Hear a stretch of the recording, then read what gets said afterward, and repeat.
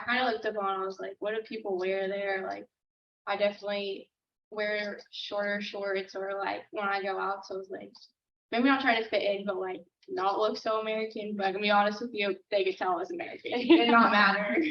I mean, but yeah, so I just looked up online. Definitely bring like a rain jacket. Something I didn't need. I don't dress up ever, and I brought a dress. Did not need that, so depends on you basically. But yeah. Yeah, I would say a big thing is, this is very me, but maybe like go on Pinterest and kind of search up like Europe like outfit board or something like that, and you'll kind of get an idea of what they wear. They're very like dressy, very classy. They're not very like US big t-shirt, big shorts, you know. So I brought like a couple of big t-shirts, a couple of like hoodies. I never really wore those unless I was just like lounging around the house. One thing I did not bring going into it, but I wish I would have, and I actually bought it there, is like a traveling backpack. If you're going to want to like travel throughout the country and you're not going to want a check bag, I had like a little carry-on bag. And that just did not work. You're not going to want to pay for a carry-on bag because most likely you're going to be traveling with Ryanair and they don't do that. Another really important thing is sizing down. So my first program, it was my first time. I had no idea. I had no one to tell me, what to do. So I brought 4 bags in total, 2 of the largest suitcases that they had, and 2 carry-ons. That proved to be too much. And so when I went on my second program in France, I learned to size down and only bring 2 suitcases, and that was it. And especially depending on the location, they don't have a lot of it. Everything is downsized, so you really have to pay attention because sometimes your stuff is not going to fit. And then when I went to Taiwan, I took 1 bag, and it sufficed. So you just really need to think about, is this too much? And especially the overweight fees, those can really get you. Yeah. Especially like some of the major airlines, they charge you $200 plus for even 0.5 over the weight limit. So it's really a big deal. And the bags you can like put in the overheads here, you can't put. I mean, I had a friend I went with, and they're like, we need to take your bag. Luckily, they didn't charge her, but you definitely have to size down. I would say definitely I would say the best advice: 2 suitcases, 1 travel backpack. That's like good. You really don't need any more than that. We always tell students to pack their bag and then take half of it out because it's easy to overpack and then you end up with extra stuff that you maybe don't need. So and you're definitely gonna buy stuff there. So like you're just gonna add more. Yeah, that's a good point. Very good point. So before we transition to what life was like abroad, I want to ask another question that kind of relates to the preparation process, if you will. So a lot of students are worried about how to pay for a study abroad experience. So could you all talk about, if you're comfortable, the kind of payment process, scholarships that you might have applied for? How did you all make this a reality financially? Oh, sorry. Okay. So I know for sure for Seville study abroad, there's a scholarship that you can apply for, and it's pretty hefty scholarship. I think about $4,000. So everyone always applies for that, and then it's about the same amount as like a regular school year here. So with that being said, that also includes like in Seville, it includes your housing and like your meals, and like your host mom does your laundry and everything for you. So, and it was also covered up by my fund, since it is a satellite campus through Texas Tech University. So that worked out really well. For me, I guess to put it in perspective of finances, in total, studying abroad for an academic year in 3 programs, in total cost me the same amount it would for 1 semester here at on-campus course and full tuition. So it is very affordable, and you get more money for, you get more for what you pay. But to break it down, I did get a lot of scholarships. And for those of you who want to do study abroad, but your parents don't support the idea, or they're not willing to, help you, or they're very negative about it, that's okay. It's still feasible because that is what happened to me. I had no support. It was all on me. So if I wanted to study abroad, this came all out of my pocket. And, I had that panic for a brief moment, like, oh my gosh, how am I going to pay for this? That's a lot of money, but you really have to do the work in looking for scholarships. Think about, who you are as a tech student and what you're involved in, because every department has scholarships. For example, if you're studying languages or you have a minor, look in the CMLO building, or your business management, or, your college of arts and sciences, or the SAC Study Abroad Scholarship, or if you're honors college, the honors college has one. Every department that you're associated with as a student has money.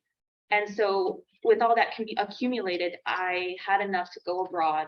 And yes, 3 programs was a stretch financially. I had to really pay attention to how much I spent, because you have the question of, okay, well, I spent this much on my first program, but how much do I have left for the next 8 months? You have to plan out 6 to 8 months ahead, otherwise you're not going to be,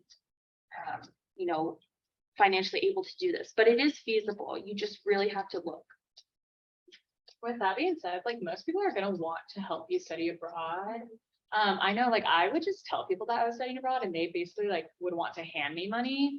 So maybe this is very 21st century of me, but even like posting a GoFundMe, I'm sure plenty of people would like maybe donate a little. Yeah, I was fortunate enough, my parents have like college funds since I was a kid, so they were able to pay for that.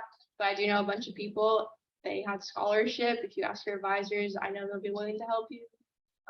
We got GoFundMe. I mean, there's so many options. Lots of ways to get creative to pay that bill. Thank you for those suggestions. Okay, so let's transition to your experience abroad. So some of you have kind of mentioned the housing option, which is something that kind of the first thing that you're introduced to when you are overseas. So tell us a little bit about the housing that was provided on each of your programs. So for me, I had a host mom and she was literally the sweetest thing ever. She made all my meals for me, did all my laundry for me, would fold it, like put it on my bed, clean my room every week, made my bed and stuff. So, I mean, she was awesome. It was a great location. It was super close to school, super close to like the middle of town. And anytime I ever went on excursion, she would always make my lunch for me. So that was my experience with housing. I kind of got the best of both worlds. So my program in Korea, obviously was at the height of the pandemic, so we didn't have any other option but to live in the dorms because it was the safest housing option in their perspective. So we did live in the on-campus dorms, and they were strictly reserved for reserved for international students. So they were new. You didn't have to worry about that.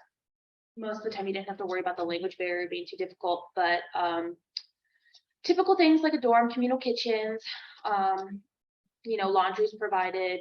But in France, I opted in to do a host family.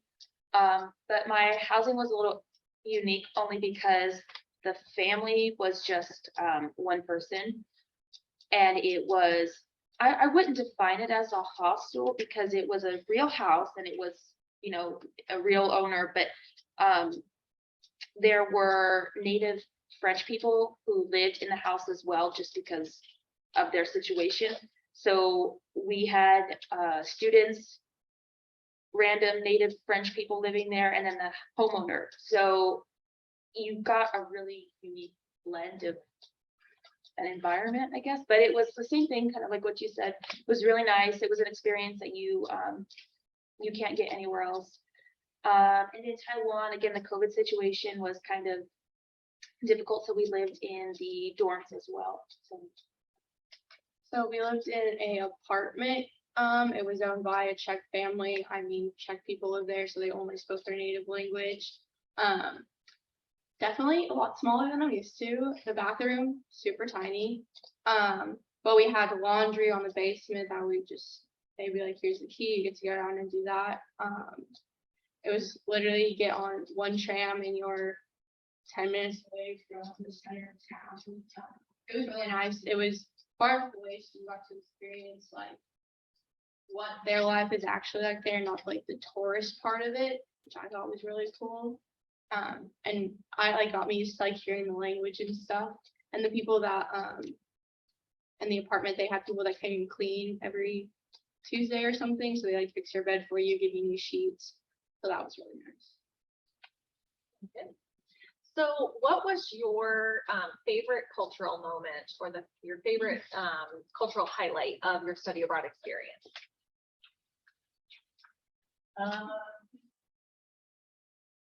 So maybe it was just me, but I had a lot of mishaps, like things I felt like always kept on happening to me. I remember the first time I rode the bus, I got my foot stuck in the door. Like I don't know how that happened, looking back at it, but that happened to me. So I think it would just be like the funny experiences I can like look back at now and be like, I don't even know how that happened. Like, yeah. So that was my like most fun cultural experience. I think for me, getting lost on all the public transportation, at some point you just kind of like, well, I'll get there eventually. So I'll get back to where you do. You have to panic initially. You're like, oh, I don't know where I'm going, where I am, and you're like, well, it's all right, I'll get there. That was one of my biggest things. Because they're all big cities, so it's a little transportation is a little different from Lubbock, so you just kind of have to accommodate that. So I guess that was my biggest cultural thing, coming back to Lubbock and driving my car everywhere instead of saying I'm gonna walk 30 minutes down to the gas station and get some food. I'll be back in a minute. You can't do that here. So those were some of the biggest things.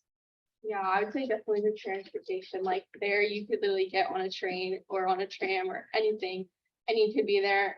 Here, you can't do that. If you want to walk, you're gonna walk an hour one way, an hour back there. It's like 10 minutes. Okay, I got my food. Okay, now I can go back.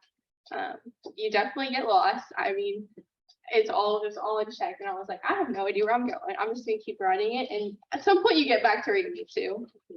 On a lighter note, my most like cultural filled experience was dancing in the middle of the city, flamenco, which is like the native Spanish dancing.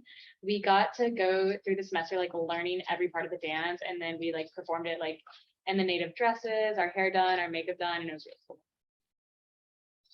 Well, aside from transportation issues, foot stuck in the bus door, what were some of the challenges that you faced on your study abroad program, and how did you solve them or work to overcome them?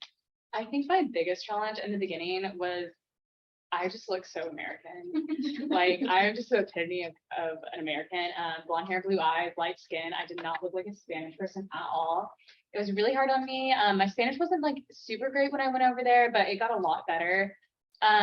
So the hardest thing was kind of all the Spanish people like stereotyped me into just being like some American that doesn't really know their language or knows like what's going on. So in the beginning, I took that really personally, but by the end of it, I was like, it really doesn't matter. Like, who cares? They kept on talking to me like in English when I would like talk back in Spanish. So I would just keep on talking back to them in Spanish until they like actually held a conversation with me. So I had some of the same issues. I know that basically all around the world, if you look American, but you speak whatever language of the country you're in, and it doesn't matter. Most times they're going to apply that just because that's something they do. So yes, for me that was a really big thing, because my thought was I'm putting in so much effort, time and effort to learn your language at such a proficient level, but you're not going to take the time to speak back to me. You're going to try English. It was very personal at the very beginning, but at the end I don't know, you get over it, but I don't even know how to explain it. That's one of the things that I don't know, was very weird, because it happened in every country, no matter where you were. But it's hard because like they want to practice English too. It's not like a personal thing. Like they're not just trying to be rude to you. They're trying to practice too, like while you're practicing with them. Yeah, but some of the other biggest challenges, the environmental shocks. We live in West Texas. It's very dry. A lot of dust and wind. We don't get a lot of rain. We don't get a lot of humidity. things like that. For example, like in Taiwan, first time in my life where I had to walk to school in monsoon rain, where I walked in the street of 3-foot water, and it's just something you have to do, I guess. I don't know, because attendance is counted. And so the other things are just, your body goes through this like transformation when you get there, and it's, you just have to be able to manage yourself. Like, for example, I already discussed this with you, but when I went to Asia, a lot of my peers who were blonde haired, blue-eyed, lost a lot of their hair due to the water and the environment, but other people did not. And so that's some of the things that I wish someone would have told me before I went, so I could have been better prepared, because nothing really worked to reverse it until I got home, and 6 months later it grew back. But unfortunately, when I went back to Taiwan, it happened all over again. And so it's just some of the things that you have to, I guess, live with.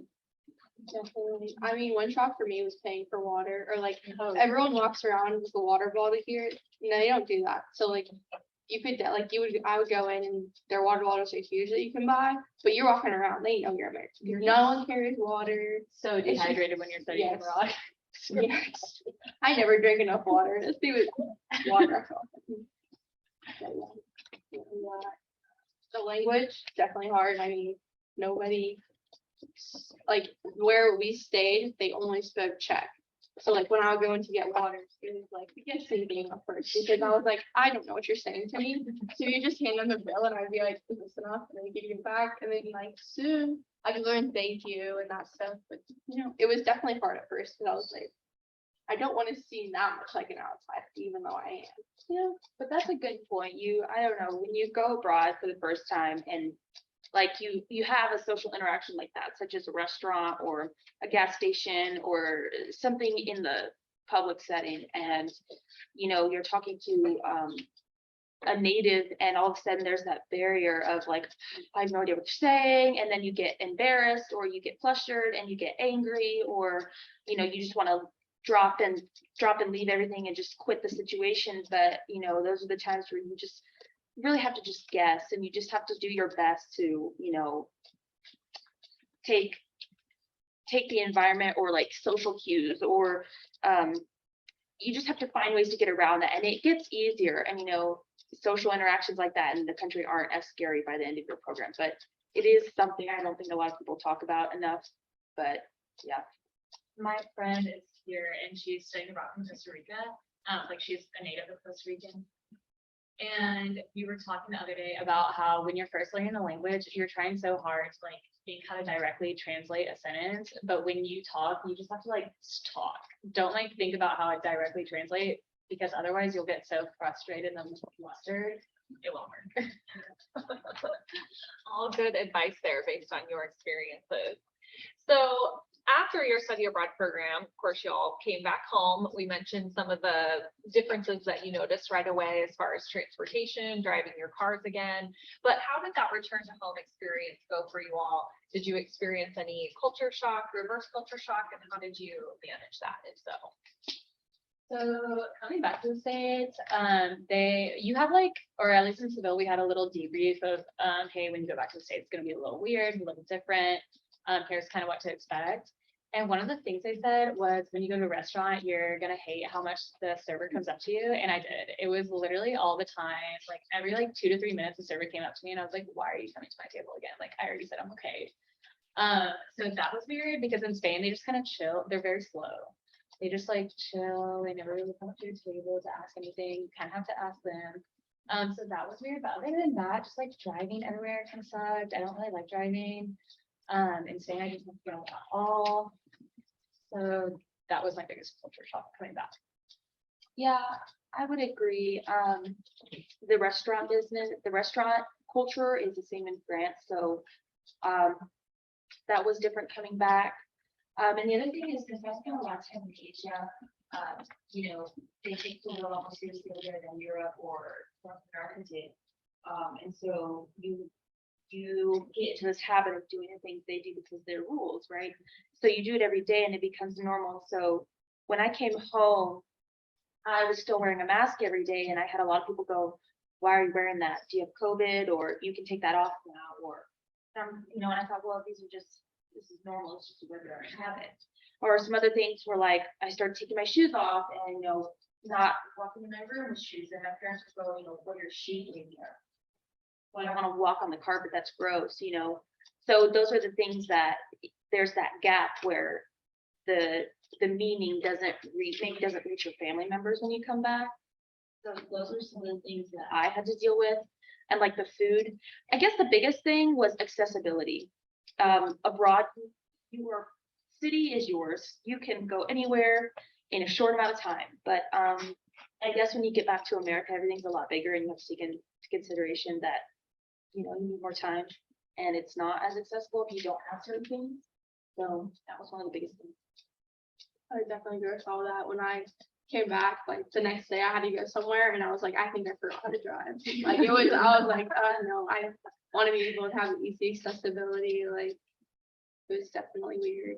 Yeah, speaking of forgetting how to drive, you know, I came home and for the first 2 weeks, I tried turning on my headlights for my car, and I just thought they were broken and weren't working because I wasn't seeing the reflection on the road from my car. So a few days ago, I asked my parents, I said, hey, can you check this out? I said, I think they're broken.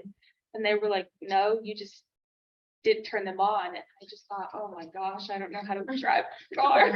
So, yeah, some of the things you just forget, I guess.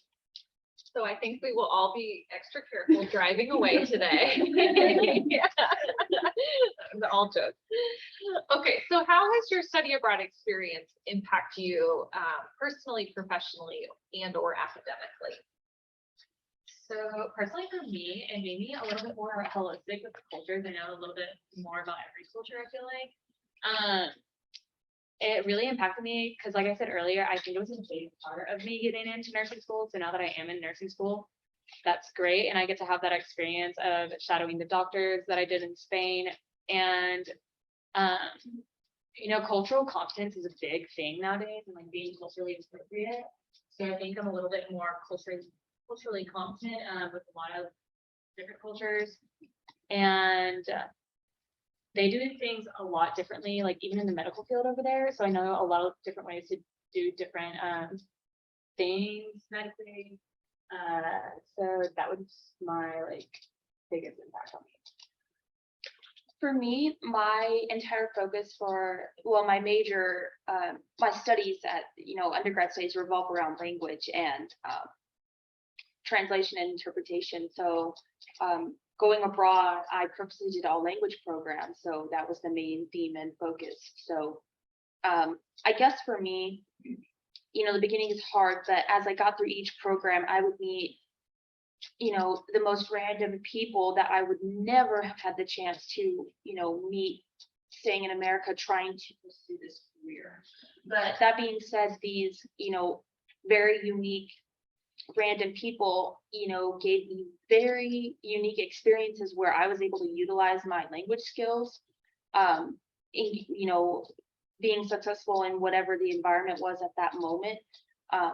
But anytime I was successful at like translating a sentence or, you know, helping somebody out who didn't speak the language, who was also a foreign national, that gave me an immense amount of confidence. And it made me so excited in the moment. And it made me think, oh my gosh, you know, I want to do this for the rest of my life. This is so exciting. And, you know, you form bonds at that moment with other people. And it was just, I knew that this career was for me. And that is why I'm continuing my studies abroad after graduation. So it just helped me realize that my decision in this field was the right one. Yeah, I definitely more culturally aware. I feel like when you like learn, let's say I was gonna learn Czech here, I feel like you still see it through an American lens and you don't see it through their point of view. So going over there, you really get to see how they do things. And like, I'm a business major, right? So looking how their businesses are run, like seeing that stuff is so interesting and realizing it's so different from like here and like, oh, I want to go over there. I want to learn more about this. It definitely was like, I feel like a lot of people in America are just like stuck here and they're like, well, no, we're gonna do it this way. But you realize like maybe it's better that, you know, something like that. Yeah, I agree. There was definitely a lot of things that in America I was like, never really thought twice about. And then when I went over there, I was like, you know what, that's probably a good idea. Like they're very waste like conscious. A lot of their materials for like fast food and stuff like that are all like paper and like compostable basically. So I feel like there are a couple more things that we could work on like in America to make our health, of course, and just like our communities a little bit better that I really. Yeah, I would definitely agree with that. You know, when people ask me, I don't really know what to say besides it's just a different way of living. Yeah. And it's like you live in a totally different society that you've never seen before because you've never had the chance, but it's just something like out of a movie where you go and you're like, oh my goodness, this exists, you know? But the other important thing I think studying abroad has helped me with, you know, in America right now, we have a lot of, sometimes culture gets, you know, mixed in with politics and sometimes, you know, it can be hard to have conversations with other people or, you know, certain words have, you have to be careful. So I think going abroad has really helped me to get over that, like to find ways to avoid being culturally inappropriate based on American views, if that makes sense. So like, it's allowed me to more efficiently talk to people without crossing the line in a cultural aspect. Great advice and great learning from you all. So I have one more question that I'm going to pose to our panel, and then we'll open it up to questions from all of you, including our virtual folks who are joining us. So get your questions ready. If you're joining us virtually, feel free to pop those questions into the chat, and that way we'll be able to address those that way. Okay, so last question that I have for you all. So what advice would you give students who are not sure if they should study abroad? Do it. Yeah. I think it's worth your money. It's worth your time. You get to experience so many new things, meet so many new people. Like, it's really worth it. Yeah, even if you don't know where you want to go or what you want to study, sometimes that's the point. Just pick something, pick somewhere, you know, if you've done a lot of vacations in Europe or Central America or South America, you know, don't do that. Do something else that you wouldn't normally do. Do something outside of your comfort zone, because I guarantee you're going to come back with a lot more than what you would have if you went to a place that you spent a lot of vacation time or with your family in other countries. But yeah, it's the best thing you can do for yourself. I remember before I went, I got literally the coldest feet. I like cried myself to sleep. I was like, I don't want to go. But it was literally so worth my while. I would say, like, don't worry about missing out back at home. Like, when you come back, everything's gonna be basically the same. You're gonna have the same friends, same people. You're probably gonna be living at the same place. Nothing is really going to change. So don't think like, oh my God, I'm going to leave and like people are going to forget about me. That's not, it doesn't happen. So yeah. And if it does happen, we talk to real friends. Yeah. But some of the best things that can happen to you happen abroad. And, Yeah. you know, usually there are things that you never would have thought that could have happened because they might be outside of your comfort zone or just even your studies. You may run into somebody, and next thing you know, you have a lifelong friendship. And 2 years after graduation, you go back to that country to visit them because you made a lifelong bond in a summer program you decided to do 4 years ago, you know, so it's pretty amazing. And if you're thinking about doing a longer term instead of a shorter term, do the longer term. Like, it is so worth it. If you do the longer term, you can even travel more. You won't be able to travel as much. If you do a shorter term, you'll probably have to stay in whatever city that you picked. So definitely do the longer term. And then if you do the longer term, you also get like, you start to become like local by the end of like your term, basically. So Yeah. Also, it depends on your program too. If you do short term, I did just a month long, but we had 2 weekend trips, one into Germany, one to Austria, and then we had like a week off, and I went to Croatia. So, I mean, it does depend. Well, thank you all for the great information that you have provided thus far. So I want to turn it over to our audience members now. What questions do you all have for our panelists? Other topics that you want us to discuss today? Feel free to just shout them out, and for our remote listeners, go ahead and pop those in the chat. Right here. Can you talk about your program in Taiwan a little bit more, and what that was? And why it was impactful, or why it was important to you? So it's, so unfortunately, if you are not an engineering student within tech, you can't go to Taiwan to study abroad. But I was able to go because I applied for the critical language scholarship with the Department of State.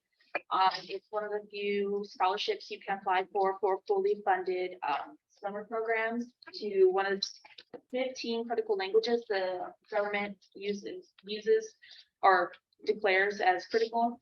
So because my major is Mandarin Chinese, I applied to study for that language. But the thing is, you don't choose your location. If you get accepted into the program, they choose for you, which made it easier. And I got lucky that I was sent to Taiwan because of the current political situation. And I was fortunate enough to do it in person. So it was 8 weeks in Tainan, which is the very southern city of Taiwan. And basically it was a very intense critical language program, which means that we went to school from 9 to 3 every day.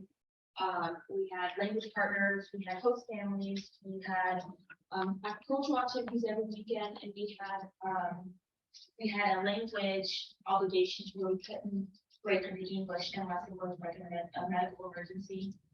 So by doing that program, my language proficiency was ameliorated in 2 months. And now that I've come back to tech, I'm able to confidently do the courses I thought were hard before I did the program. You're for those of you who don't know what CLS is, Sydney was the first tech student to be awarded that program. Very prestigious. Yes, right here. So, like, I know you guys travel, like the independent travel on your study abroad program, but like during the week, what did you guys find yourselves doing during like your free time? Well, I think that depends on what kind of student you are. No, really. No, that's Yeah, for example, in America, I didn't really get out much. I didn't really have much of a social life because I was spending the entirety of my time studying, doing homework, and working. But when I went abroad, I was encouraged to get out more, be a little more social.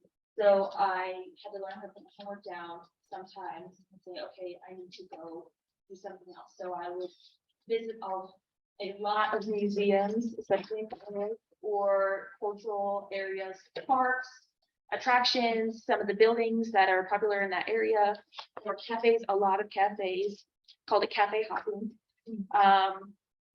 Yeah, that was pretty much it for our area. I don't know that they had.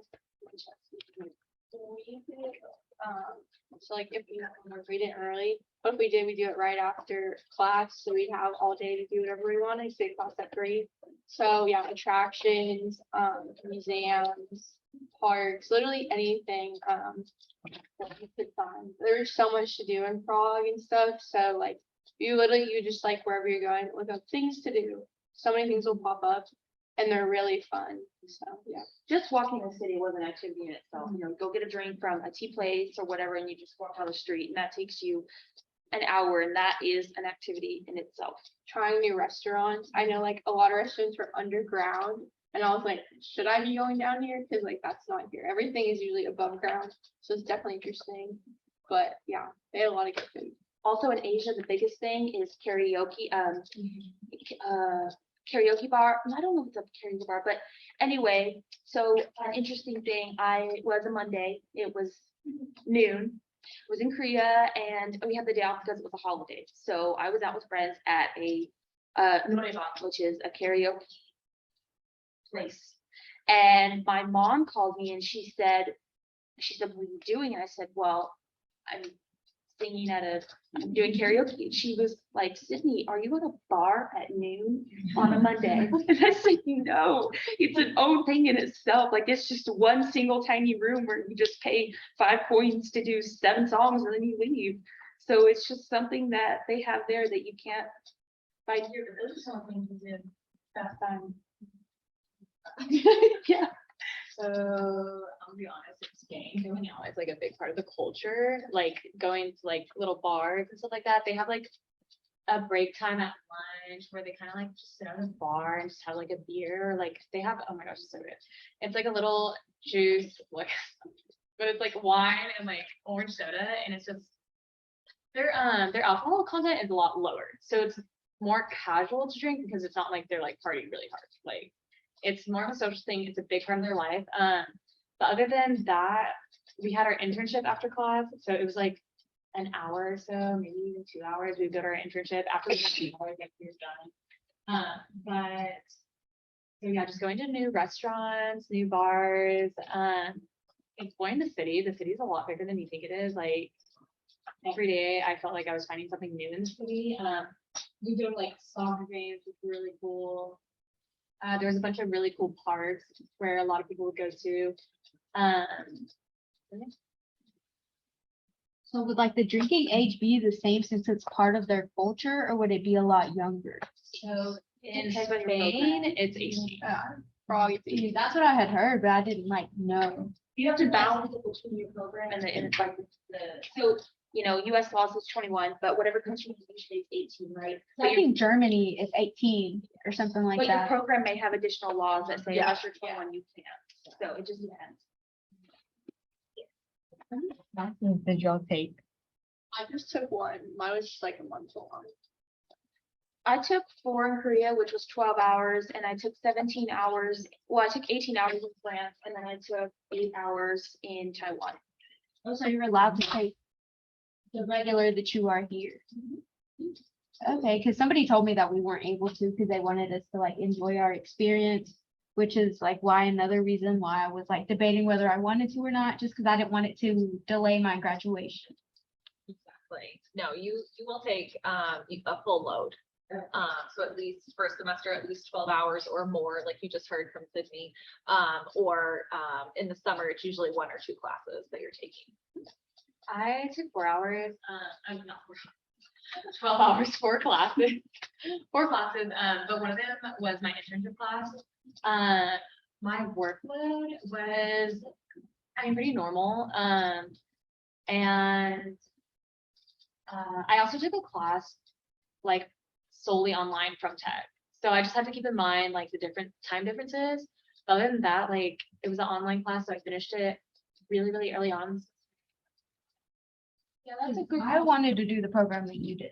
Oh yeah, I mean, I recommend it for sure. I had a lot of peers who did like their study abroad classes, and then they were doing additional courses for the home university online. But I do know that it impacted a lot of their like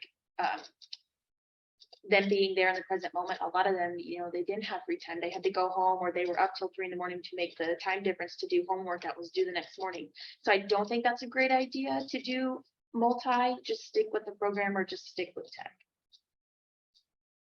I think we have time for one more question, and you got it back there. Would be like, pretty sure it's different from program to program, but like getting a job like in the site, like is that possibility of like a part-time thing over there? So I can answer that one, and then maybe you can talk a little bit more about your internship as an example. So it is really difficult to keep employment in foreign countries in the same way that it is difficult for international folks to seek employment here. And really the reason for that is because during your study abroad program, you may be on a student visa that doesn't allow for work to happen at the same time. But you can, if you're looking for work experience and you want to have something that you can add to your resume or, you know, contribute to your work history, you can definitely do an internship, which is what Jessica did. So maybe you want to tell a little bit more about your internship. Yeah, so my internship, I'm on the pre-health track, so I was in the hospital shadowing, but there was only like 4 of us in the hospital shadowing. Other internships were like working in the local classrooms there. I know people work for like the newspaper company, like something like that. And then other people work, there was like a shift, but a touristy site, and he got to like kind of guide tours. So there's different. Well, thank you all. Oh, sorry. We're parents here, so we got questions. Oh, okay, okay. My daughter here, I got, storm looking, possibly going to prom, let's see, anyway. Safety concerns for me is a big deal, all right, so how is it? Did you ever feel unsafe when you were there? Prague is like one of the safest cities in Europe, and I never once really felt unsafe. I also was always with somebody. I mean, a lot, like when I first got there, I knew nobody, so I just went out. But the locals are actually really nice. Yeah, you don't like know their language, but they're usually willing to help. And I never personally felt like unsafe. And I would go into places that were like only people spoke Czech. So I mean, personally, I felt fine there. So yeah. So you're the only person that went to prom? No, I went with so mine was an affiliate program, so it was a professor at Tech who led the program. So it was all Tech students. So yeah.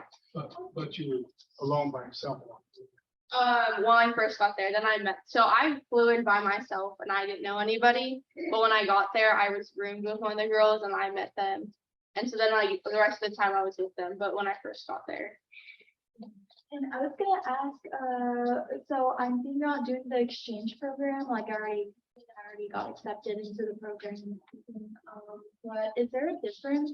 What is the main difference between like the affiliate and the exchange program?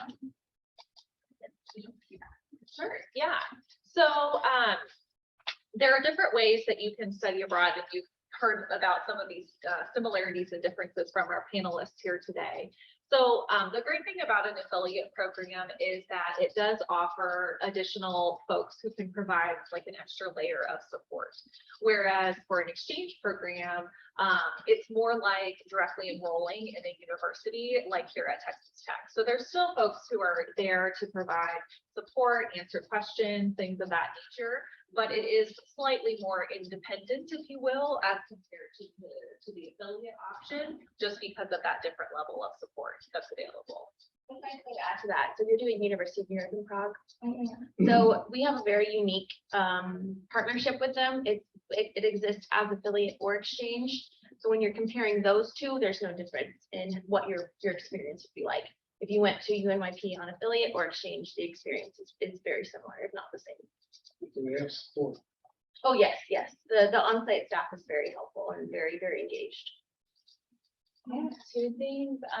One, my friend did the same exact one. She absolutely loved it.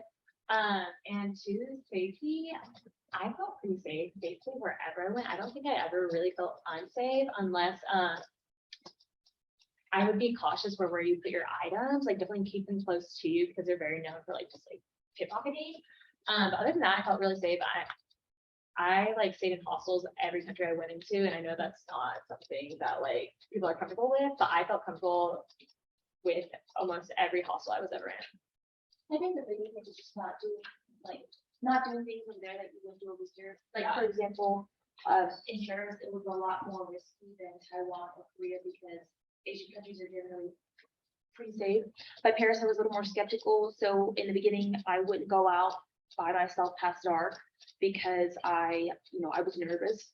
But after a while, sometimes just need to be done and you need to places, and sometimes it just gets late. But you should look at the laws depending on like what you can carry with you as in like safety measures, because for example, in Korea, you can't carry anything, otherwise you're breaking the law. So it just depends on what their law is.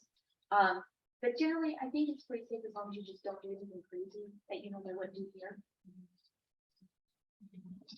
One big thing, don't ever like, I know a couple of girls would do this, but they would like make friends and then they would hand their phone over for them to like type in like their number or whatever it was, and they would just run. Like, don't ever hand your phone to anyone. I mean, I don't do that really here either, but that's a big thing. That's good advice and a good reminder that if you wouldn't do it here, why would you consider doing it? Don't walk to 7-Eleven or don't go to United at 1 in the morning. If you wouldn't do that here, don't do it there. Yeah. Good advice. Well, I want to thank all of our panelists for this good information that you have provided, and thank you all for being here today, as well as for our folks who are joining us by Zoom. We'll stick around for a little bit, and panelists, we have something as a small thank you for you all, so don't run off. But if you do have any questions that maybe you want to ask individually, please feel free to come on up. Otherwise, we will adjourn for today. So thank you all very much for your attendance, and thank you once again to our panelists for this great information. We appreciate you all being with us here, and thank you for everyone on Zoom as well. Have a good evening.